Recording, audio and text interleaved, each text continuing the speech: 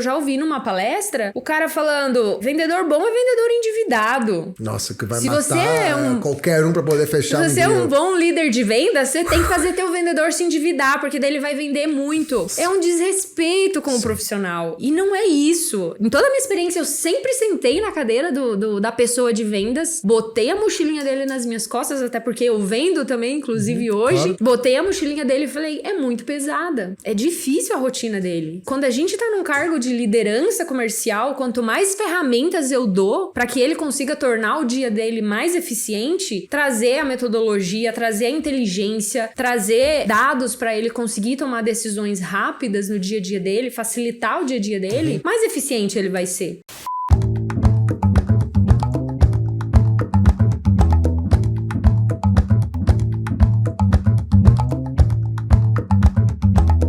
Estamos na área com os donos das vendas, o podcast do Sales Club, o maior ecossistema de educação em vendas do Brasil.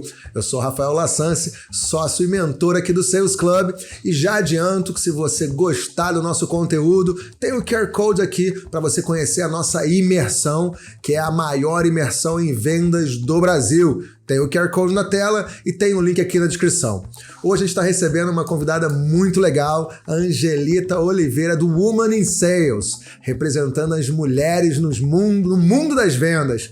Angelita, conta pra gente como é que é esse processo de trazer aí as mulheres para esse mundo tão masculino que é o mundo das vendas. Conta pra gente um pouco da sua história e a gente já engrena com conteúdo aqui. Maravilha. Rafa, muito obrigada pelo convite. É um prazer enorme estar aqui falando com você, com a Sales Club, né, que conhecido aí por todo mundo de vendas, a gente sabe do conteúdo bacana que vocês fazem. Bom, eu sou a Angelita, podem me chamar de Angel pros íntimos. Opa! Né? Eu sou sócia na Harpoon, que é uma startup que tem um software para gestão de IBM. Eu também sou head de negócios lá e fundadora do movimento Women in Sales, que é esse movimento aí de impacto social. Hoje a gente é uma comunidade que vem se fortalecendo cada vez mais para trabalhar a equidade de gênero no mundo dos negócios aqui no Brasil mais fortemente. Muito legal. E conta pra gente desse projeto especificamente que é o Woman in Sales, né? Que essa é uma iniciativa sua e eu acho que muito bem-vinda, afinal de contas é uma área muito cheia de testosterona e acho que a gente precisa de um pouco, né, de equalidade aí, equidade nesse mundo das vendas. Conta pra gente qual foi o gancho, qual foi o gatilho e como é que tá indo o projeto. Maravilha. Bom, o movimento ele já existe, né? A comunidade já existe há quase 3 anos. Nasceu lá no comecinho da pandemia. Eu já trabalho com vendas no B2B já tem alguns anos. A minha grande experiência também é no mercado digital. E foi num desafio que eu assumi na pandemia para liderar uma equipe numa startup, uma equipe de vendas. Nesse desafio, eu acho que essa história é legal contar para contextualizar o porquê da comunidade, do movimento. Eu nunca tive a pretensão, quando ele nasceu, de ser o que ele é hoje. E eu nem entendia muito bem esse problema, né? Porque a gente entende aquilo que está dentro da nossa bolha. E a partir do momento que eu tive uma dor, que eu fui para o mercado para contratar pessoas para a minha equipe de vendas... Na equipe já tinham 3 homens. Falei, bom, agora eu vou trazer mulheres aqui pra gente ter uma equipe equitativa. Abro vagas no LinkedIn, só homem, só homem, só homem. E eu falei, meu Deus, não é possível. E aí eu tive uma ideia. Falei, vou abrir um treinamento vou montar esse treinamento de vendas gratuito, divulgar no LinkedIn. As mulheres que vierem fazer esse treinamento e se destacarem, eu contrato para trabalhar comigo. Perfeito, muito legal. Chamei umas 2 amigas, vamos fazer? Vamos fazer, legal. Fizemos o treinamento, divulgamos no LinkedIn, vieram umas 10, 15 mulheres. Ao final do treinamento, a gente fez uma coisa muito legal, assim, com o nosso conhecimento, com muito dado, a gente, enfim, se preparou para uma aula normal, como a gente, em geral, se prepara. No final desse treinamento, a gente abriu para feedbacks. Eu queria muito saber, você gostou do conteúdo? A aula foi boa? Você sentiu que vendas é para você? Nesse treinamento, a gente não falou sobre equidade de gênero, porque esse não era um problema que eu havia aprofundado, né? E no final, eu comecei a ouvir muitos feedbacks do tipo, é a primeira vez que eu faço um treinamento de venda só por mulheres e é a primeira vez que eu me sinto segura para falar de problemas que eu tenho no dia a dia e que, em geral, eu não me sinto confortável para falar. E quais eram esses problemas, né? Então, às vezes, por vezes, né? Quase sempre, a mulher sente um pouco de medo da pressão. Claro. Né? E é por isso que ela acaba tendo dificuldade para se ver nessa área. Em geral, ela acaba indo para a área de customer success, para a área de suporte, para áreas mais relacionais. A gente, né? Assim, trabalhar mais com gente. E não conseguia se ver muito em vendas por conta dessa anatomia, muito pressão, muito faca na caveira, né? Que em geral a gente fala. Falaram muito sobre ter ficado felizes ali em conseguir um espaço onde elas conseguiram ser vulneráveis. Trouxeram exemplos de reuniões, por exemplo, onde elas se sentiram desconfortáveis. Total. Enfim, uma série de questões. Imagina. E nesse momento, eu falei... Tá aí, a gente precisa ter uma comunidade que conecta essas mulheres pra gente se fortalecer e mostrar que vendas é sim pra mulher. E foi nesse momento que surgiu a ideia de fundar o Women in Sales. Então, juntamente com mais 2 ou 3 amigas, elas acabaram saindo depois, porque é um movimento de impacto social, então fica gente, entra gente, sai gente, é um pouco nesse sentido. Nasceu o movimento, ele começou a ficar forte. Hoje em dia a gente tem mais de 3.000 pessoas que estão na nossa comunidade. A gente tem 150 embaixadoras no movimento, que são mulheres que representam a Women in Sales, e elas são de empresas do Brasil inteiro. Então, tudo isso faz com que a nossa comunidade tenha trocas muito legais, né? Hoje, um desafio que a gente tem forte na comunidade é como é que a gente sai do Sudeste e vai pro Nordeste, pro Norte, como é que a gente chega nessas mulheres, porque a gente quer chegar lá. Acho que hoje a gente já tá num nível, conseguimos trazer bastante mulheres, a gente tem muita mulher referência aqui nessa região que a gente tá mais concentrado, Sul, Sudeste, né, mas a gente quer trazer as outras mulheres, e com as nossas embaixadoras a gente tá estruturando um modelo para conseguir fazer isso acontecer. Legal. O que as mulheres ganham estando na comunidade, né? A gente tem muita troca profissional, a gente faz muito bench, inclusive hoje vai ter um que a gente vai falar sobre Sales Operations, como é que eu trago dados para minha operação cross, sobre growth também, que é um tema de sua especialidade. Legal. A gente tem mentorias ali que são feitas pelas próprias mulheres que estão na nossa comunidade, e os nossos treinamentos que são todos gratuitos. Então, a gente lançou um podcast também que a gente fala muito sobre questões técnicas de vendas, CS e marketing. O grande problema da falta de equidade está em vendas, mas a gente também acaba abraçando marketing e CS porque são áreas ali, quando a gente fala de revenue, né?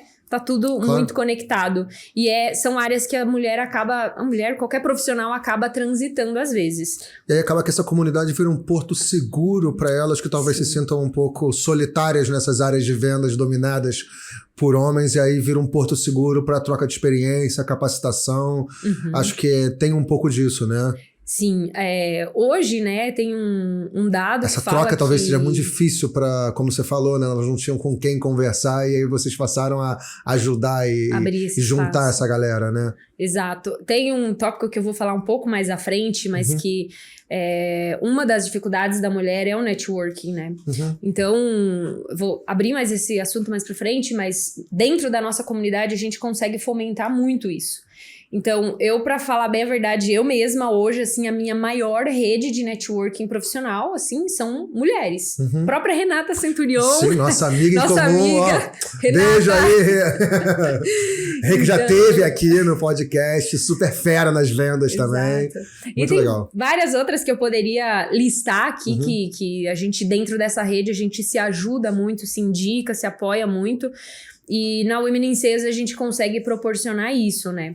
E elas, enfim, tem inúmeros feedbacks que elas se sentem bem estando lá, o quanto essa rede apoia, ajuda. Então, quero entrar numa empresa para fazer uma conexão estratégica com uma determinada área. Jogo na comunidade, peço ajuda, todo mundo se ajuda.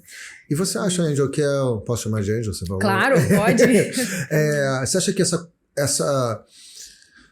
situação, esse contexto atual é cultural, é uma falta de conhecimento que não tem por que não ter equidade? Você acha que o próprio movimento está aqui para trazer a informação de que é viável, é possível, até empoderar as mulheres para elas fazerem parte talvez muitas tenham insegurança e medo por causa da barreira de ser um universo muito masculino. Como é que você vê essa dinâmica de tentar assim, quebrar esse ciclo aí um pouco machista nas vendas? Como é que você vê isso? Você acha que isso tem que acontecer de cima para baixo, de dentro das organizações para fora, educando de fora para dentro? Como que vocês se posicionam para poder efetivamente transformar? Sim. E eu sou super assim, eu até tava falando antes da gente entrar, que todos os líderes fossem mulheres. Tudo funciona tão melhor, assim, eu adoro a dinâmica de trabalhar, né, com mulher. Eu acho que elas são ótimas em todos os sentidos, né, em termos de eficiência comercial, liderança, etc. E como que você vê, assim, quebrar um pouco esse paradigma que acontece hoje em dia?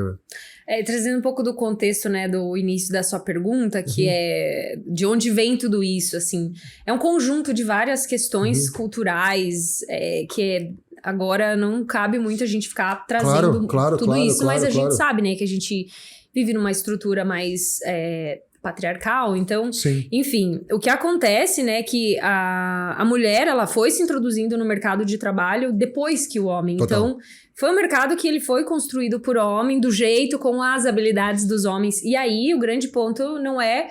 Uma das coisas que a Women in Sales e eu, como Angelita, né, me posiciono, não é um contra o outro. Claro. Mas é a gente somar forças, a gente se unir. E quanto mais a gente fala desse problema que a gente tem da falta de equidade e traz o homem para entender e para apoiar a gente e a gente juntos nesse sentido, eu acredito que é dessa forma que a gente vai evoluir. Tem um estudo que foi divulgado pelo Movimento Mulher 360, que fala que a gente só vai atingir a equidade de gênero daqui 300 anos. Nossa! É um cenário complexo. E então, a luta, ela é grande e ela tem que ser de todos. Tem muita educação aí, né? Muita educação, Rafa. Então, um dos pontos que a gente traz muito, a gente acredita muito... que a educação por meio da tecnologia vai ser o meio mais forte e rápido da gente conseguir transformar esse cenário, né? Perfeito. Então, não é, assim... A gente entende, tem muitos problemas que às vezes fala, meu Deus, não acredito que isso está acontecendo e está se repetindo. Mas a gente tem que parar, tem que entender que é uma questão de educação, que muitas pessoas não entendem o problema e você tem que trazer o problema de uma forma mais didática, com dados.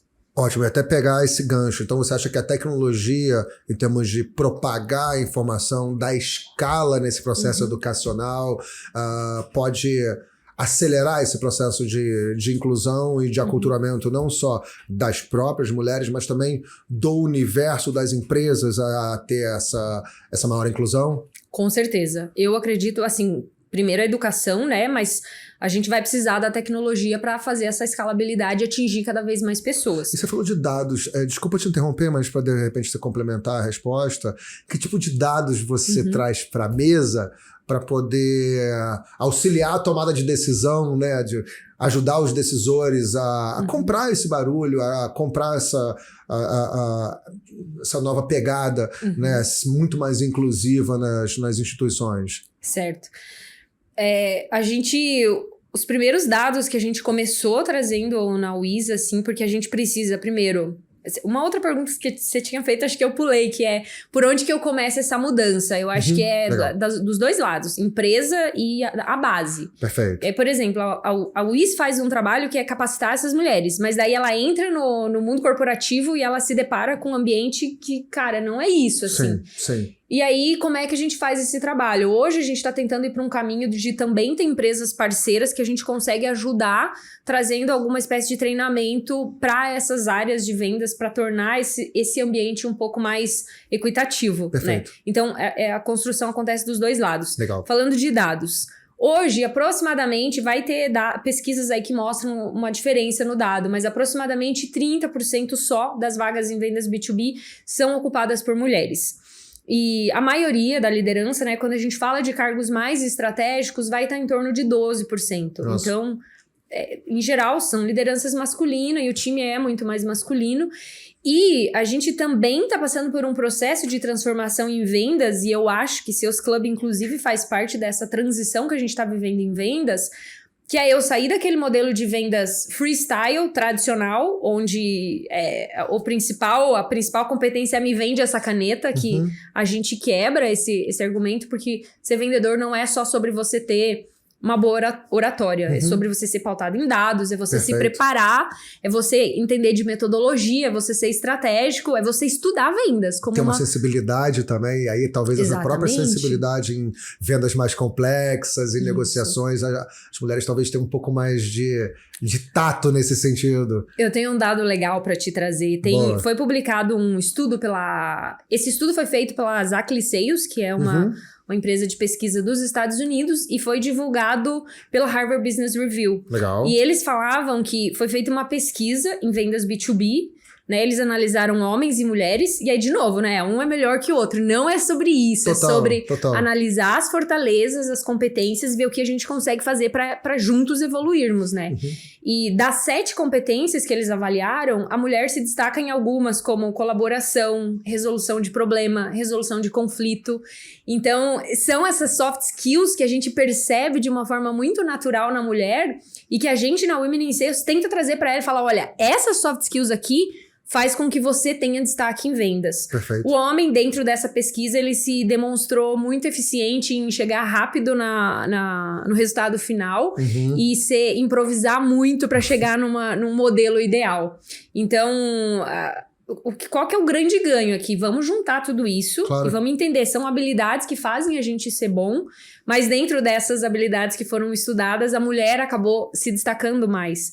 O que eu quero dizer? Quando a gente leva para um ambiente de vendas, que em geral é a regra no mercado hoje, né? Que é aquele ambiente mais agressivo, de faca na caveira. Eu já cheguei a ouvir liderança comercial, de falar, dá teus pulos, se vira para bater a tua meta.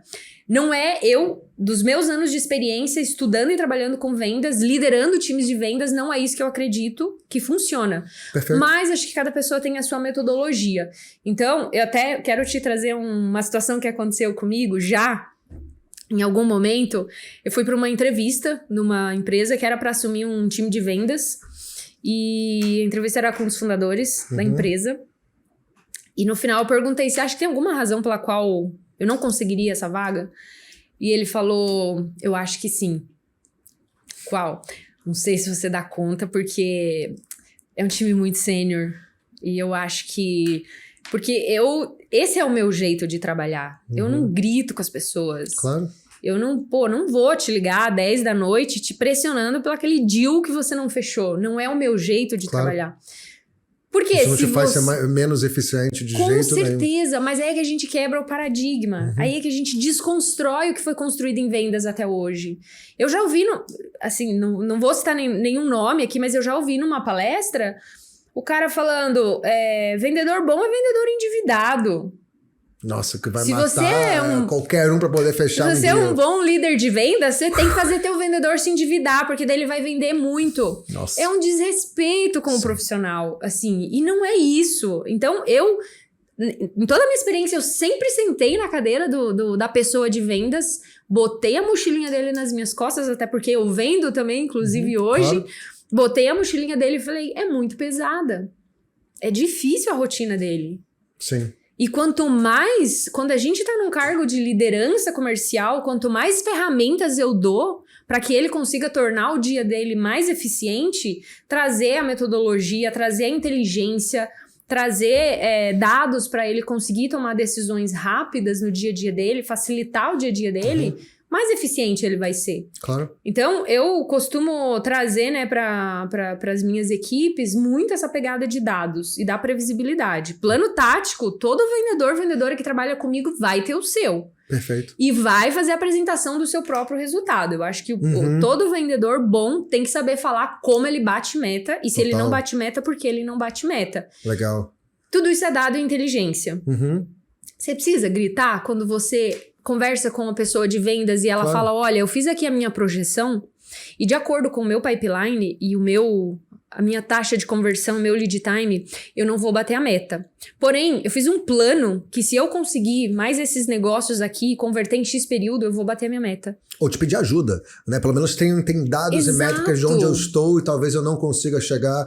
Isso acho que é como deveria ser feito. Vendas é um approach um pouco mais científico, baseado em dados, né? Em métricas para tomada de decisão e não em força bruta, esse tipo de coisa. E eu acho que isso funciona muito bem, principalmente nessa frente que você prega muito, né, de ABM, né, de Account-Based Marketing, que são ciclos mais longos de venda, né, vendas mais complexas, que precisam muito de gestão de projeto de venda, uma sensibilidade de entendimento do problema, às vezes são propostas muito customizadas para aquele perfil de cliente. Eu acho que, nossa, tem um fit assim, com a sensibilidade e a facilidade de gestão de projeto que as mulheres têm, assim, total, né? Acho que tem muito fit, assim. Muito mais do que talvez aquela venda de força bruta, né? Assim, aquela venda rápida. Mas eu posso estar errado, mas eu tenho essa sensibilidade que um projeto de ABM, assim, cai como uma luva, você não acha? Sim. Fazendo esse parêntese, né, do ABM, aqui no Brasil ainda acaba sendo bastante embrionário. Total. Poucas empresas praticam, poucas empresas... Algumas conhecem da metodologia, mas quando vai para execução, ela não consegue aprofundar. E por ser, a gente tá falando, né, ABM aqui, a gente tá falando de uma metodologia que, cara, você não vai botar pra rodar e daqui 6 meses você vai estar fazendo negócio.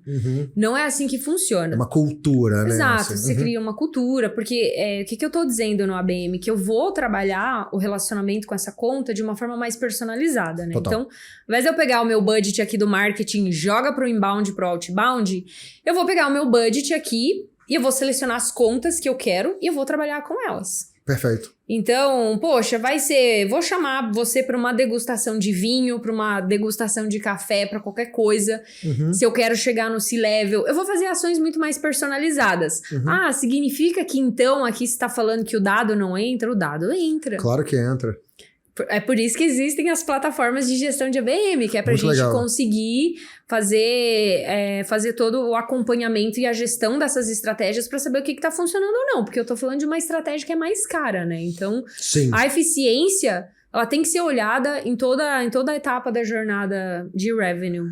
E essa questão, como você vê, você falou, realmente ainda a gente pode falar que é meio embrionário, né? O conceito de ABM, o conceito de venda para grandes contas, aqui local no Brasil, mas é o futuro, né? Vamos ser sinceros, que vender como se vendia na força bruta, telemarketing, anotando pedido, onde talvez as empresas estejam no nível de consciência mais elevado, sendo mais seletivas no processo de venda. Como é que você vê a adoção da metodologia aqui no Brasil, já que você está na frente, independente de gênero e sim do formato? Porque eu super acredito, sou super entusiasta de ABM, quero depois conhecer melhor a plataforma. E como é que você vê a adoção, né? Como é que está a receptividade do mercado local para uma profissionalização maior de vendas com esse perfil, né? Tickets mais longos, tickets mais altos, ciclos mais longos, vendas mais técnicas e consultivas, que eu acho que, desculpa só para terminar aqui, que vai desde a venda talvez de um software a talvez uma máquina hospitalar, que também é uma venda complexa, etc. Então acho que é um tipo de metodologia que cabe para muitos modelos e segmentos da indústria, mas que eu acho que o mercado ainda não viu isso direito, né? Sim. Até para dar início nessa resposta, Rafa, quando a gente começou aqui a gravação, você comentou sobre uma mensagem de WhatsApp, né? Você falou... Sim. Acabei de receber alguém tentando me vender alguma coisa no WhatsApp, uma venda fria. A gente falou, vou bloquear esse cara e falar, não, primeiro procura o Sales Club para você aprender a vender direito e agora eu vou te bloquear. É isso. É desconfortável. A gente não quer ser mais incomodado. A gente tá num momento, assim, que o nosso dado, ele tá tão solto, não é mais nosso, escancarado. Né? Qualquer lugar tá lá o seu e-mail, o seu WhatsApp, seu endereço, às vezes. E a gente tá perdendo muito a nossa privacidade. Então, quanto menos eu for incomodado... e quanto mais a abordagem for personalizada, pensando no meu bem-estar, mais eu vou dar atenção para aquilo, né? E o ABM, ele traz muito essa pegada, assim, que eu, Angelita, não consigo ver outra forma da gente trabalhar daqui para frente. Concordo. Relacionamento comercial, principalmente com clientes mais estratégicos, da forma que a gente vem fazendo. Perfeito. Cold calls, cara, recebendo acabou, aquelas assim, mensagens não. genéricas todo dia, dezenas no LinkedIn, tudo igual, parece que todo mundo fez o mesmo curso de outbound, Sim. né? E todo mundo manda a mesma mensagem sem nenhuma conexão. Acho que esse processo Sem meio de nenhuma pré-vendas aí, de preocupação. pesquisa, essa orquestração aí. Me corrija se eu estiver errado, assim, eu não acho que a BM seja mais complexo, mas eu acho que ele é mais refinado, se a gente for parar pra pensar, Sim. assim, né? Um trabalho um pouco mais refinado de entendimento do ciclo de venda como um todo. Tô errado? Não, olha, o ABM, como que eu vejo assim como a gente vê a própria AI se desenvolvendo ao longo do tempo, até a gente chegar na AI generativa, que é o que a gente tá vivendo hoje, quando a gente olha pro ABM, pra mim não, né? É o que a gente vê aí. É uma grande evolução das nossas formas de tentar contato. Total. Então, no ABM eu vou usar ativos de inbound e ativos de outbound. Eu não vou deixar de fazer isso. Perfeito. Só que eu não vou ficar fazendo de qualquer jeito para uma lista de 500 pessoas. Muito mais assertivo e qualitativo Exato, do que quantitativo o Então, negócio. ao invés de eu pegar, montei um e-book aqui, e eu vou pegar esse e-book e mandar para 500 pessoas, não vai ser isso. Porque a primeira premissa do ABM é: vou entender quem são as personas e qual é a dor dessa persona, e eu vou falar com a persona. Porque a dor de um diretor, que às vezes é o meu tomador de decisão, é uma. Ele não tá preocupado como é que você vai registrar a atividade XPTO. Claro. Mas ele tá muito preocupado como é que ele vai fazer gerar mais receita pra empresa. Perfeito. Então a dor dele é outra. E às vezes o decisor podem ser alguns, né? O CFO quer economizar dinheiro, o CEO quer ganhar mais dinheiro, o CTO quer ser mais eficiente. Isso. E cada um decide para poder canetar lá o teu produto ou serviço que você quer vender, né? Aí você tem que entender quais são as dores de cada um deles e falar especificamente sobre aquela dor para cada um deles. Isso exige um refino, né? Um entendimento estratégico, talvez um pouco mais cuidadoso, né? Isso. Eu não vou pegar aquela lista fria e sair mandando um monte de conteúdo. Eu vou fazer um estudo sobre cada persona, cada empresa, o que faz, o que gosta, que time que você torce, que esporte que você gosta. Tudo que você gosta de fazer. Claro, porque se eu vou te mandar um brinde, não vou te mandar uma meia ou uma caneca. Sim. Assim, tudo depende do budget que eu tenho pro ABM, né? Claro. Mas eu vou te mandar, eventualmente, ali, um cachecol, uma touca, um boné do teu time. Isso é personalização. Sim. E você fala, caramba, como é que eles sabiam que eu torcia para time XPTO? Com certeza. E tudo isso muito associado a uma estratégia. Então, e aí você falou também, o ABM ele funciona para qualquer segmento, assim, mas tem que ser ticket médio alto, porque eu tô falando de uma personalização maior. O método foi criado especificamente para esse perfil de venda, né? Eu tô negociando agora com uma empresa que eles vendem para shopping center, por exemplo. É outro tipo de... Não é tecnologia, assim, então é outro... Mas funciona. E você conta, talvez, uma ou duas mãos, quais são os clientes-alvo desse possível cliente. Ele sabe exatamente quem são os clientes. E aí ele me falou, já tentei uma ação aqui, eu mandei uns brindes e não deu muito retorno. Eu falei, mas você mandou brinde por quê? Genérico, assim, né? É genérico. Então, se isso não fizer parte de uma estratégia como um todo, não vai funcionar. Até funciona, mas... Por quê, assim? Então, acho que até assim como dica que eu dou falando de mercado de ABM. É embrionário, a galera tem pouco conhecimento. Os profissionais que estão no mercado têm pouca experiência com case. Perfeito. Case, eu quero dizer, você sentar, você é especialista de ABM, vamos conversar? Vamos. Me fale 5 cases que você trabalhou e que você fez virar um negócio fazendo ABM. Não sei, mas eu sei planejar. A maioria é isso que acontece, porque a gente tá muito imaturo ainda. É embrionário ainda, É embrionário. Né? Mas o ABM, ele traz essa evolução do inbound e do outbound. Então, não significa que eu vou deixar de lado, não vou fazer mais. Mas eu vou usar você também usa, isso. né, o inbound e outbound dentro da estratégia de ABM, né? Exatamente. Então ainda tem muito de educação que a gente, porque eu também adoro ABM e falo sobre isso, que acho que a gente tem que fazer no mercado de aculturar o mercado ao método. Mas acho que isso também traz uma grande oportunidade, né? Que a gente tem um mercado inteiro aí para atacar, se a gente for parar pra pensar, já que ainda é tão embrionário assim, né? Óbvio que a gente tem que educar, mas é engraçado que quando a gente fala, as pessoas entendem e falam, pô, mas isso parece óbvio, né? Assim, claro, a gente tem que lidar com as grandes contas de forma mais estratégica, né? Com um pouco mais de refino, entendedores, que é quase que o básico de vendas, se a gente for falar. Mas acho que falta é o conhecimento mesmo, que existe isso, né? É o fato, vamos escalar vendedor, vamos botar mais gente para vender, em vez de ser mais assertivo, joga um jogo da escala, um jogo fácil. Fácil no entendimento talvez do empresário, mas que não gera mais resultados, né? Se a gente for parar pra pensar. Certo. Não, né? Eu tô hoje passando por alguns desafios trabalhando com a ABM. Então, quando você faz uma reunião e fala ABM, explica como funciona.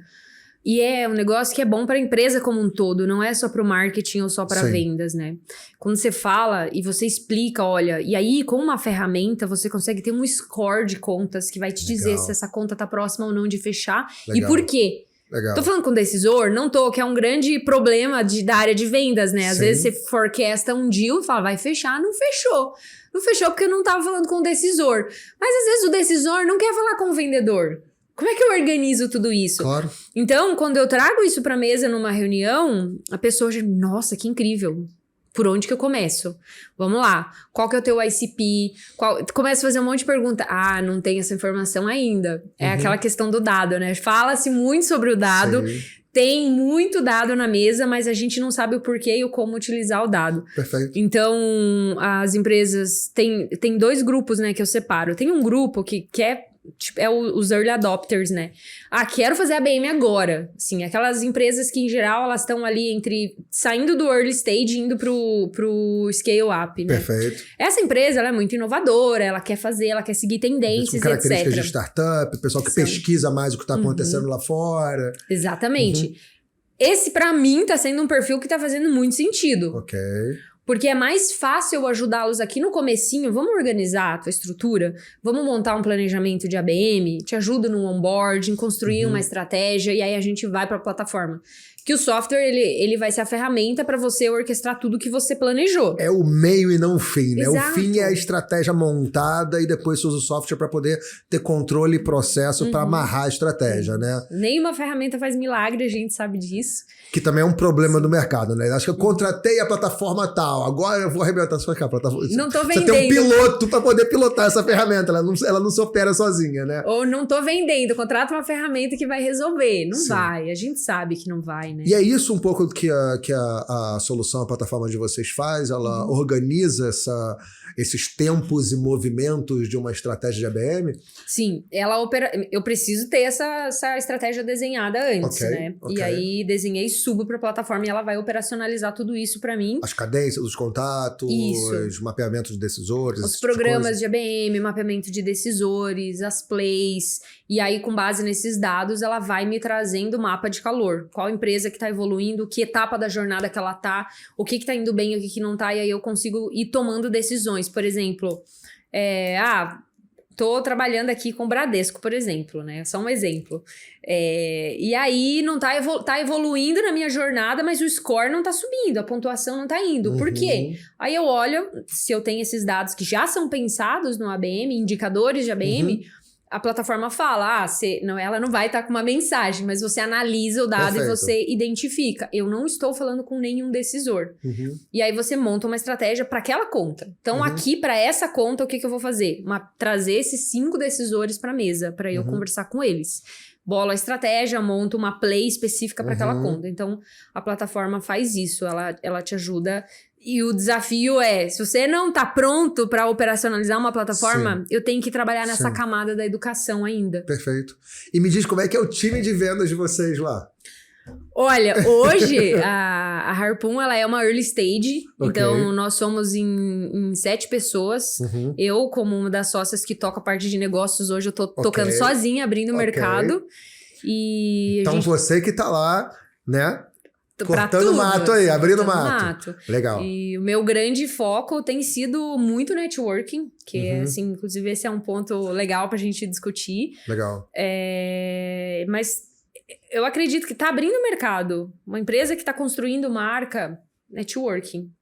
Você tem que ir para evento, você tem que sentar para almoçar. Conta um pouco, então. Conta um pouco de como que você usa o network para poder potencializar as vendas, por exemplo, da plataforma. Maravilha. Por exemplo, eventos, eu tô amando que tá tendo um monte de evento agora. Porque todo evento que você vai, você faz conexão, mas uma das coisas que eu vim aprendendo agora, networking não é uma coisa natural para mulher, tá? Olha. Vai ter mulheres aí que são muito boas fazendo networking, mas a maioria, elas vêm de um jeito mais bruto pro networking, né? Então, muito mais direta. Oi, eu quero fazer uma reunião com você para te vender um software, não sei o que, blá, blá, blá. Isso geralmente fecha portas, porque não é natural, não é orgânico. É engraçado essa percepção. Não é uma percepção. É uma realidade. Verdade, é uma realidade. É engraçado isso. E eu participei agora recentemente do evento Web Summit que teve no Rio. E eu tava lá também. Você tava lá também? Tava lá também. Afinal, tá todo mundo nos mesmos eventos, né? Isso aí. E eu conversei muito com algumas mulheres em cargos vocês estavam com o stand lá, desculpa te interromper, vocês estavam Sim, estávamos. Eu tava pertinho do nosso stand lá também. É mesmo? A gente conheceu, o meu pessoal foi falar com vocês lá. Será depois que depois eu vou resgatar essa história. Provavelmente não. Só que a gente ia se lembrar, pelo menos a gente se viu lá, mas não foi o caso. Desculpa, conta. Um evento muito legal, por sinal. E lá a gente falou muito sobre essa questão de relacionamento, de networking. Pra mim foi um evento de networking, assim, incrível. Sim. O melhor que eu já fui. As pessoas estavam abertas, mas te respondendo, né? O que eu faço? Eu chamo pra um café, eu chamo pra um almoço, eu não chego vendendo. Que isso é uma coisa que flui naturalmente. Mapeando. Então, por exemplo... um bom vendedor deve fazer, né? Deve fazer. Inclusive, uma das estratégias que a gente usa no ABM. Ao invés de você fazer uma abordagem comercial, você chama a pessoa para falar no seu podcast. Claro. Você chama a pessoa para tomar um café e fazer um bench com ela. Claro. Eu faço muito isso. Total. Então, geralmente você precisa estudar a pessoa antes, né? Perceber, ver o que você tem de afinidade com ela. Que papo que pode ser natural antes de você tentar vender. Eu organizei com umas amigas um happy hour pós Web Summit aqui em São Paulo. E a gente chamou pessoas pra gente debater sobre o evento. Muito legal. Quem foi no evento, quem não foi no evento. Ninguém ficou tentando vender produto. Claro. A gente se apresentou, a gente conversou, e aí nessa surge o interesse de uma forma aí a qualidade genuína. da sua retórica, né? A qualidade do que você está apresentando no palco traz a confiança para falar. Realmente essa pessoa entende muito sobre isso, acho que eu vou falar com ela, né? Exato. Acho que tem um pouco disso, né? Que é marketing de conteúdo, se a gente for parar pra pensar, né? Assim, isso aqui é marketing de conteúdo. Exato. Esse grupo, esse network é marketing de conteúdo, né? E tentando impactar pessoas com interesses em comum. Isso que você falou de podcast é muito interessante, que eu montei até, né, a Club, que é uma empresa nossa de podcast, como uma plataforma de network. Né? Assim, é um negócio, sim, mas é para poder receber pessoas e ter uma rede de relacionamento de uma forma mais bacana e não tão agressiva, né? A gente não tá ali para vender nada. Estamos para conhecer, e se as pessoas se sentirem seguras com o que a gente está falando, naturalmente a curiosidade acontece, né? Exatamente. Então, eu tenho feito muito isso e tem funcionado muito bem. Isso não significa que o mercado de ABM tá fácil, porque além de ser novo no Brasil, eu adoro trabalhar com isso, né? Porque eu tô falando de uma coisa que eu sei que vai virar em algum momento. A gente tá nessa onda. A gente tá num momento macroeconômico muito difícil, né? As empresas estão reduzindo custos, cortando ferramentas, layoff. Total. Tá tendo pouca injeção de dinheiro no mercado para as startups, então a gente sabe que o lençol tá curto, né? O cobertor tá curto. E isso acaba dificultando muita coisa para muita empresa, assim. Na Harpoon hoje a gente, graças a Deus, a gente não precisa de investimento de fundo, etc. Então a gente tá numa situação um pouco mais confortável. Legal. Não quer dizer que a gente não precisa fazer o negócio virar. Claro. E tem sido uma experiência muito bacana, muito boa. Enfim, acho que é um pouco disso. E o networking te ajuda muito nesse momento. Engraçado, você falou a questão do... Óbvio que o mercado não tá fácil, né? Assim, não tá muito líquido, vamos dizer assim, não tem muito dinheiro circulando, mas se a gente parte do princípio que a ABM torna o processo de venda mais assertivo, né? No médio e longo prazo, gera economia, né? Gera taxas mais altas de conversão, enfim, torna o processo de venda mais eficiente, né, nas empresas. Então, eu entendo sim o contexto, mas eu também entendo que isso é uma super oportunidade.